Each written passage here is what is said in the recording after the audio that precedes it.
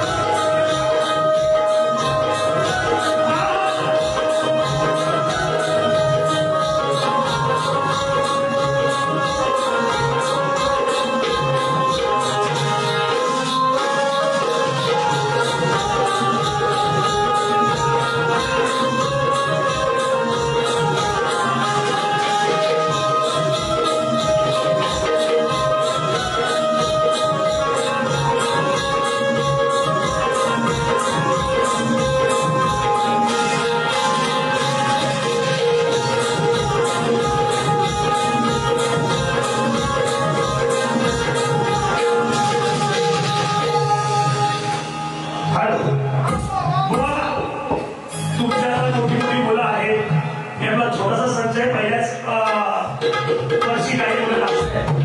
मला तुम्हाला एक सांगूचं वाटतंय, कारण ते मला बोलायचं नव्हतं. हे तुम्ही म्हणताय ना, मगाशी म्हणतात की अजित पवारांचा फोटो लावणार, तुम्ही लावत नाही, बरोबर? ते पाठी ठेवतात, परत त्यांच्या डोक्यात टोपी आहे, माझ्या आहे ना. आता तुम्हाला नेमका काय विषय खटवतोय मला काय कळत नाही. भावा भावा भांगडी लावायला तेवढं तुम्ही सोडून द्या. हे मात्र तुमचा गणित चुकीचं आहे. हे काय आहे सचिन बुवा, तुम्ही सचिन स्वतः समजता, पण ते वेगळे तुम्ही वेगळे. अरे त्या कुठे तुम्ही कुठं, असं काय करायचं. आता भावा भांगडी कशी, मी नृत्याचा प्रमुख, मी शाहीर आहे, मी त्या पासावर वाणीचा नृत्य प्रमुख म्हणून काम करतोय. शक्ती तुला जेव्हापासून माझ्या वाणीत झाला त्यावेळी वाढल्याच्या नंतर मी आणि माझ्या नंतर अजय अशा मी गायक हा खुलासा करतोय मोठा. हा आता ते तुमच्यासाठी सांगतो. मी भाऊ विजय 2 नंबर, माझा ढोलकीपट्टू रामभाऊ सक्का 2 नंबर भाऊ, 3 नंबर अजय. आता हेही सांगतो, राज माझा मुलगा आहे मोठा, तो ऐकतो काय. आणखी मला 2 मुलं आहेत, ते हातवरती करायला. हे माझे 2 मुली. आता काय झालं पाहिजे, सर ही लोकं मी जपतोय माझ्या, मी व्यावसायिक असून जपतोय. तुम्ही म्हणता मी अजय मला टोपी नाही आणि फोटो नाही. बाबा 2-4 हे फोटो तुला मी उद्या व्हॉट्सअपला पाठवतो आणि त्याला काय तर बघून घ्या आणि एकदा तर मन समाधान करून घ्या. नाही तर तुमचं होतंय काय, बुवाच्या डोक्यात टोपी नाही, बुवाच्या डोक्यात टोपी नाही, असं नाही. हे भावाभावाचं असलेलं प्रेम आहे. आणि मी याच्या अभिमानानं सांगतो की एकत्र कुटुंब पद्धती करून, एकत्र व्यवसाय करून, एकत्र ही लोककला जपण्याचं काम खरे विजय पुढे करतोय आणि हे तुम्हाला शक्य आहे. हे तुम्हाला वाटत नाही. हे माझा भावाभावाच्या भानगडी बोल मी बंद करा. आणि मी सांगतो संचवाला माणूस नाही मी, स्वतःचा संच, स्वतःच्या वाढीचा संच पाहिजे. ही माझी सगळी मंडळी आहे, वाढीचीच आहे. त्यामुळे तुम्ही तसं प्रयत्न करा. माझी ही शाखा, माझी ती शाखा करण्यापेक्षा वाड्या मंडळ टिकवा आणि मग लोककला टिकवा. ही तुमची मंडळ टिकत नाही, भावक्या टिकत नाही, बरोबर ना. त्यामुळे तुमचा असा हा युवा चालू आहे. धन्यवाद. या ठिकाणी जोरदार तारा होता. बुवा माझा वाईचा संच या ठिकाणी, तुमची मोठी मुलं आहेत, माझी छोटी आहे, ऐका आणि बघा कसा डान्स. आणि विशेष करून डान्समध्ये चोऱ्या महत्वाचे आहे. ही लोककला आहे.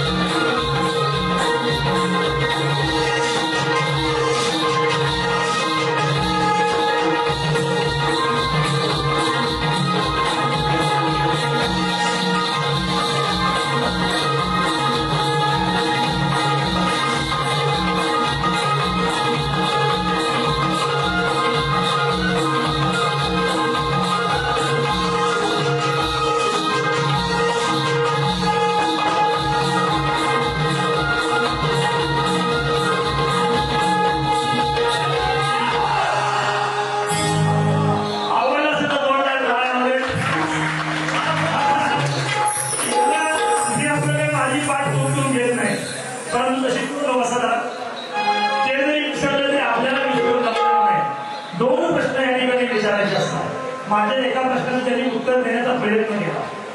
एकदा एक हार झालेली आहे, त्या विषयावर मला परत यायचं नाही, पण दिलेलं उत्तर माझ्या प्रश्नाचं एकदम साफ चुकीचं आहे. काहीही मिळतं जुळतं नाहीये.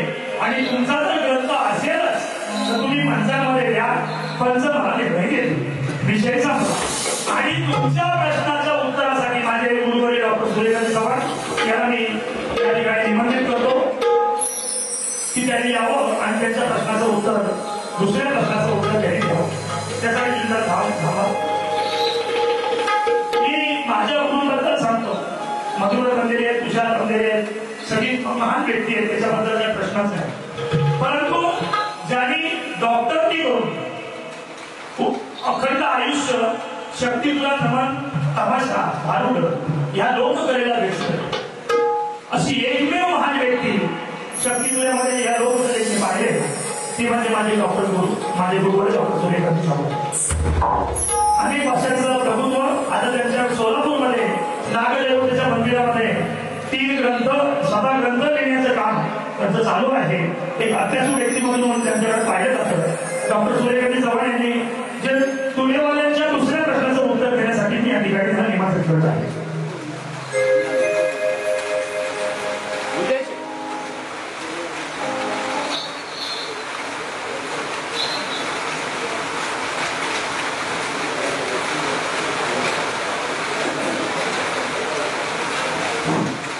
या ठिकाणी जो प्रश्न उत्तराचा जो भाग आहे, आमच्या इथे हे व्यासपीठ एवढ्यासाठीच आहे की प्रत्येक साह्याला आपला गुरु घेऊन यावा लागतोय आणि त्या गुरुचे पाय हे आमच्या घराण्याला लागत आहेत. याच्याबद्दल आमचं भाग्य संतांच्या सूचनेनुसार सूर्यवाले साईरांनी जे प्रश्नाचं उत्तर दिलेलं आहे आणि त्याने ठामपणे सांगितलेलं आहे की माझ्याकडे ग्रंथ आहे, अनेक ऋषीमुनीने अनेक ग्रंथ लिहिले, आम्ही ते मान्य करणार. तुमच्याकडे ग्रंथ आणलेला आहे तो तुमच्या गुरुने आमच्या बंद रूम मध्ये फक्त तुमचे गुरु आणि त्याच्याबरोबर एखादी व्यक्ती तुमची प्रमुख असेल ती, आणि फक्त आमच्या पंचांमध्ये फक्त 2च व्यक्ती ते सर्व डिस्कस करतील. त्याच्यासाठी तुम्हाला एक विनंती करतो, जर तुम्ही तुमचा ग्रंथ आणलेला असेल तर पंचांच्या सूचनेनुसार तुम्हाला तो दाखवणं बंधनकारक आहे. कारण तुम्ही माझ्या रसिकांसमोर कोणी असू दे, सूर्यवाले असू दे, शक्तीवाले असू दे, तुम्ही डिक्लेअर केले तर त्याप्रमाणे तुम्ही तुमची आज्ञा पाळायचे. एवढं बघतो आणि डॉक्टर सूर्यकांत चव्हाण यांना मी विनंती करतो की पुढील कार्यक्रम चालू. धन्यवाद चव्हाण सर. या ठिकाणी जे शक्ती तुल्याला पोषक वातावरण कसं करावं, शक्ती तुला कसा वाढला पाहिजे, शक्ती तुल्याचं ज्ञान कसं लोकांना कळलं पाहिजे, याच्यासाठी उत्तम हा जो व्यासपीठ निर्माण केले सावंत सरकारसाठी जरा जोरदार टाळ्या व्हायच्या. म्हणजे मी जर खोटं बोलत असेल तर मला पंचाला दाखवायचा. हे काय जबरदस्त जो विषय आहे तो त्या विषयासाठी सॅल्यूट या कुटुंबासाठी. तर त्यांनी जे माझ्या प्रश्नाचं उत्तर खरं आहे असं म्हणतायत ते, त्याचं खरं उत्तर माझ्या ग्रंथामध्ये जो ग्रंथ मी पंचांसमोर सादर करेन. माझे गुरुवर्य करतील. हा पंचपुरीचा विषय आहे. दुसरा प्रश्न जो आहे त्या प्रश्नाचं उत्तर माझे गुरुवर्य डॉक्टर सूर्यकांत चव्हाण देत आहेत. ऐका. नमस्कार मंडळी. प्रथमतः आपल्या सर्वांना गणेशोत्सवाच्या शुभेच्छा. या कलेमध्ये आता जो ह्या एक प्रकारचा नवीन म्हणजे आज सतत किती 16 वर्षापासून किती त्यांनी एक कायदा आपल्या मोठ्या सरांनी केलेला आहे. तो बरोबर आपली म्हणजे फार आपली भूषणावं आहे. तर त्यांनी आता जे आमच्या तुल्यवाल्यांनी आमच्या प्रतिस्पर्धी तुल्यवाल्यांनी आम्हाला जो प्रश्न विचारला आहे, जे 2 प्रश्न आहेत, जो आजचा प्रश्न म्हणून त्यांनी विचारलाय, ती प्रत माझ्याकडे आमच्याकडे दिली गेली. आता ती प्रत तो प्रश्न काय विचारला आहे ह्या लोकांना मंडळींना त्यांनी काय बोलले नाही त्याबद्दल, परंतु तो प्रश्न काय होता आणि त्याचं उत्तर काय आहे ते मी आता प्रश्न दाखवणार आहे आणि त्याचं वाटण करून दाखवणार आहे ते उत्तर काय. तर त्यांनी प्रश्न असा विचारलाय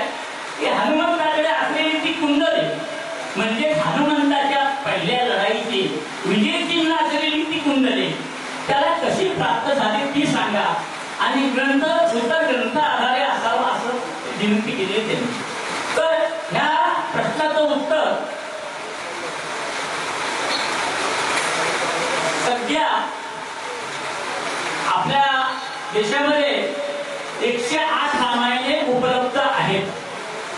त्यातील एका रामायणामध्ये असा कथानक आले आहे की हनुमंताला जन्मताच कानात कुंडले अलंकृत होती. जन्मताच ती कानात कुंडले अलंकृत होती.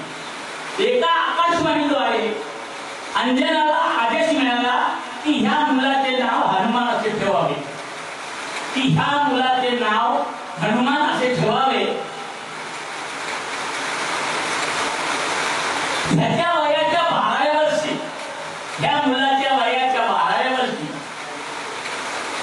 वर्षी काय होईल, जो व्यक्ती ह्या मुलाचे कुंडल पाहू शकेल, जो ह्या मुलाचे कुंडल ती कुंडल जे आहे ती त्याला कानामध्ये जन्मतच आहेत परंतु ती सगळ्यांना दिसत नव्हती.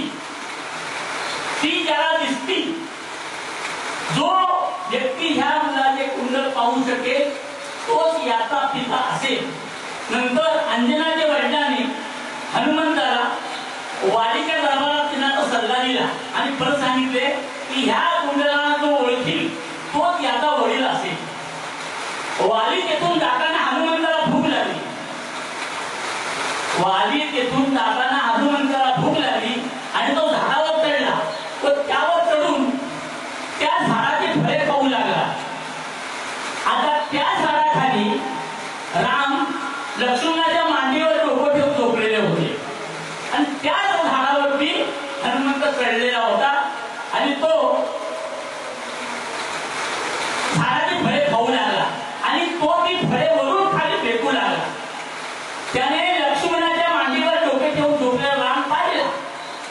लक्ष्मणाचे लक्ष आपल्यावर आकर्षित करण्यासाठी हनुमंताने लक्ष्मणावर झाडांची पाने वरून झाडावरून झाडाची पाने आणि फळे तो वरून खाली फेकू लागला. त्याने लक्ष्मणाच्या मांडीवर डोके ठेवून झोपलेला राम पाहिला, फेकू लागला आणि शेवटी खाली उतरून त्याने लक्ष्मणाशी युद्ध करून त्याला हरवले.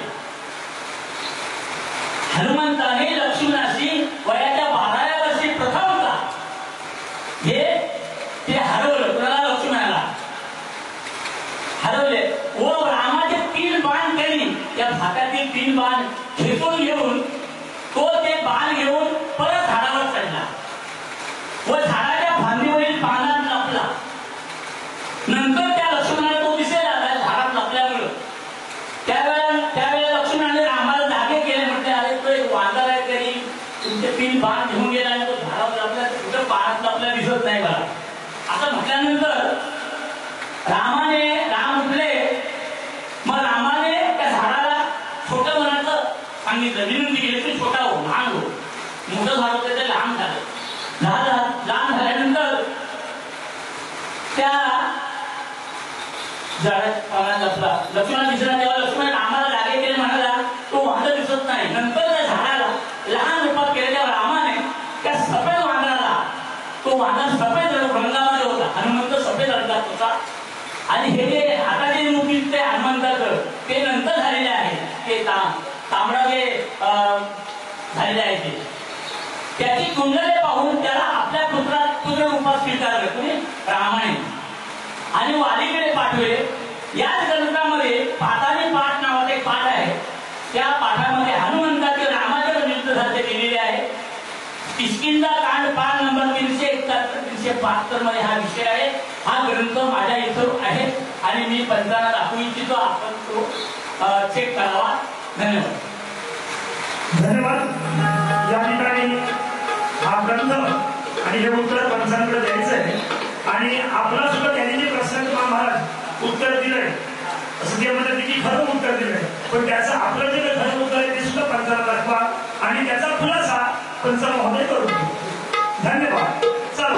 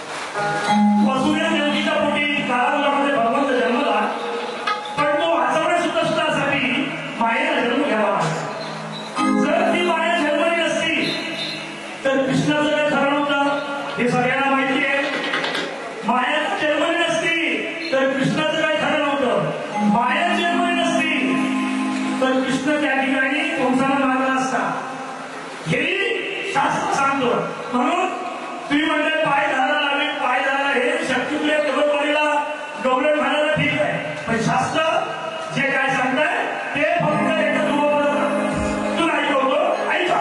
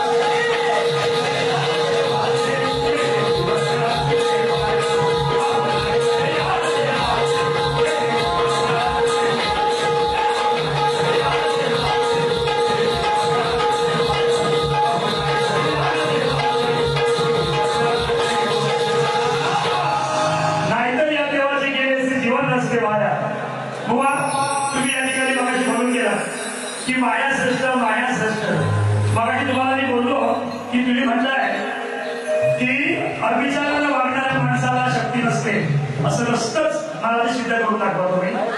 धर्म हा पण विषय नाही आहे. आज मला तुम्ही मला सांगितलं होतं पण हा एक विषय बाजूला.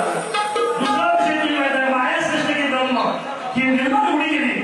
माया आणि ब्रह्म जशी माया निर्माण झाली तसंच ब्रह्म निर्माण झालं हेही तुम्हाला मी सांगतो. आणि आता पुन्हा हा देह माझा आहे, हळद मात्र तुझ्या नावाची, हा हात माझा आहे, मेहंदी मात्र तुझ्या नावाची, कपाळ माझा आहे, विद्या मात्र तुझ्या नावाची, भाग माझा आहे, सिंदूर मात्र तुझ्या नावाचा, नाक माझा आहे, नथ मात्र तुझ्या नावाची, गळा माझा आहे, मंगळसूत्र तुझ्या नावाचं, मंडळ माझा आहे, बाकडे मात्र तुझ्या नावाचे, पाय माझे आहे, तोडवी पण तुझ्या नावाची. आणि वडीलधाऱ्या माणसाला मी जर नमस्कार केला ना, पत्नी म्हणते पतीला, तर ते सुद्धा आशीर्वाद तुझ्यासाठी देतात. ते म्हणतात अखंड सौभाग्यवती विषय बघा. तर एवढं सगळं स्त्री तुमच्यासाठी करते, आई वडिलांना सोडून तुमच्या संसार मोठा करण्यासाठी तुमच्या घरी येते. आधी माया शक्ती स्त्री. तर एवढं सगळं तुमच्या नावाचं जर माझ्याकडे असेल तर माझ्या नावाचं तुझ्याकडे काय आहे तेवढं मात्र बुवा दुसऱ्याला सांग. आणि आता मात्र रामायणाला ओळखतो एक फक्त विषय घेतो माझ्या बहिणीसाठीच. रामायणामध्ये असा प्रसंग आहे की अयोध्यामध्ये परिपाने रागाने आपल्या बायकोशी भांडतो. परी तो म्हणाला तुझ्या घरात तू चालती हो, मी काय त्या रामासारखं नाही. त्याने बघा रावणानं वापरलेली सीता आपल्याला आणून ठेवली. एवढंच एक परी म्हणतो आणि एक माणूस त्या राजाचा दुःख हे रामाला सांगतो आणि रामानं ती सीता त्यागतो. राम प्रभुराम सीता त्यागतो. जर राजा असेल तो तर कारण सीता त्यावेळेस अग्निप्रवेशाची तयारी करून रामराज्यात परत आली होती. तरी सुद्धा म्हणतात ना संशय, हा संशय संसार वाट लावतो. म्हणून एका कवीनं फक्त राम कसा आहे तो हेरलाय आणि तो कवी काय म्हणतो एक गाणं फक्त घेतो शेवटचा एक समाज करतो गाणं शेवट बारी संपलेले. म्हणून मी रामायण गातोय. याच्या पुढचा भाव तुम्ही मला सांगा. या ठिकाणी गाणं ऐका.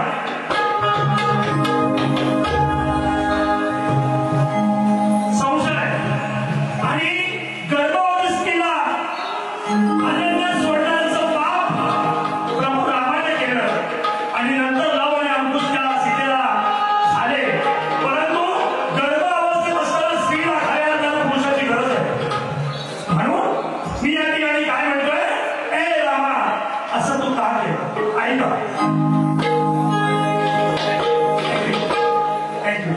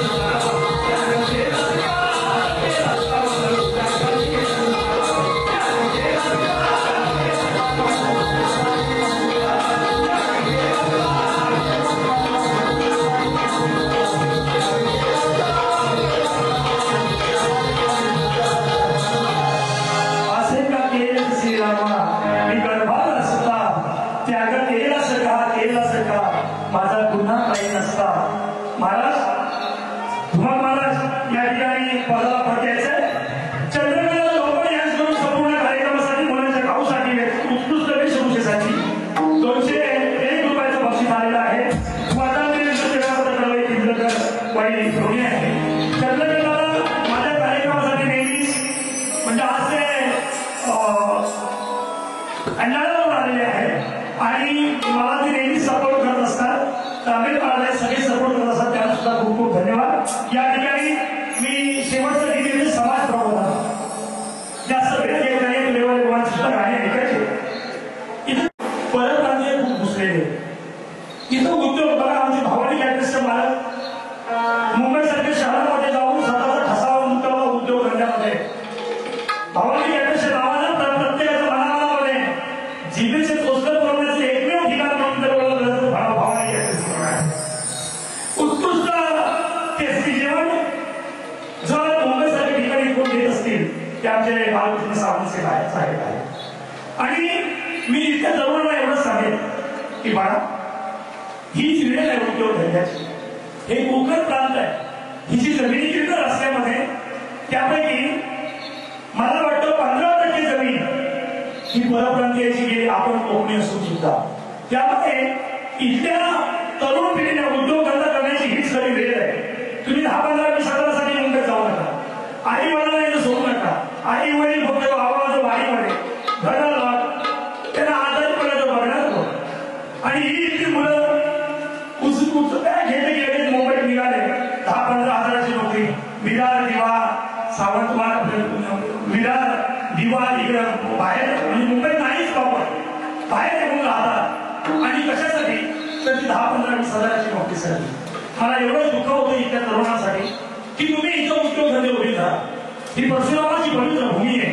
या परशुरामाच्या पवित्र भूमीने इथल्या निसर्गानं आपल्याला खूप काय दिलं ते ओळखायला शिका. इथली भौगोलिक परिस्थिती ओळखा. पश्चिमेकडे गेला तर समुद्र आहे, मासेमारी आहे. इकडे गेला तर सह्याद्रीच्या रांगा आहे. अनेक वृक्ष आपल्याला औषधी वनस्पती म्हणून लाभले, त्या ओळखा. इथली माती ओळखा, शेती करा आणि इथलं कोकण सुदृढ करा, समृद्ध करा. एवढंच या गाण्यातून सांगेल. नाहीतर आईबाग गावाला आणि भावाला दिवेला फुल यावे म्हणून इथल्या जमिनी विकायच्या आणि मुंबईसाठी ही दुर्दैवी गोष्ट आहे आपल्या समाजासाठी, आपल्यासाठी. म्हणून मी काय म्हणतो, हे गाण्यातून ऐका. समाज प्रबोधन गीत आहे, ऐका. काय केला उपयोग शिकून कसं राहिलं कोकण टिकून. काय केला उपयोग शिकून कसं राहिलं कोकण टिकून. आई बाप ठेवतोस गावाला जातोस गंगे टिकून. आई बाप ठेवतोस गावाला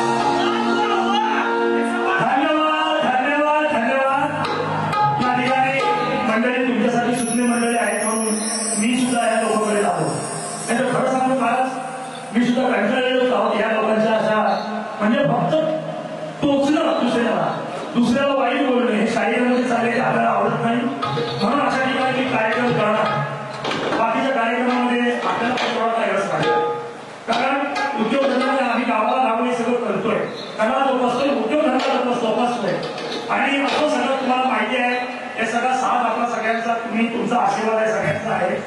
तरी आजचा हा कार्यक्रम